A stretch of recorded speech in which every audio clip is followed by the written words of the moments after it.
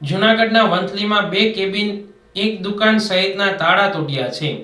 જૂનાગઢના વંથલી પંથકમાં ચોર ગેંગ સક્રિય થતા 2 કેબિન સહિત 3 દુકાનોના તાળા તોડ્યા છે અને 1 કારની ચોરી સહિત રોકડ રકમનો હાથફેરો કર્યો છે.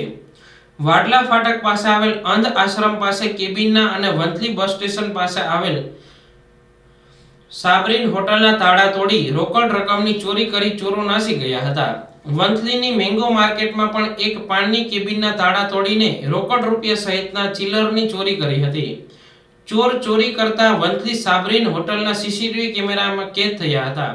વાડલા ફાટક પાસે આવેલ કેબિનમાં કેમેરા ન હોવાથી આસાનીથી ચોરી કરીને વંથલી જૂનાગઢ હાઈવે પર મેંગો માર્કેટમાં પાનની કેબિનમાં ચોરી કરીને વંથલી બસ સ્ટેશન પાસેની હોટલમાં વહેલી સવારના સમયે ચોરી કરવા શટર ખોલીને અંદર ઘૂસીને ટેબલનું ખાનું ખોલીને રૂપિયા લઈને નાસી ગયો હતો.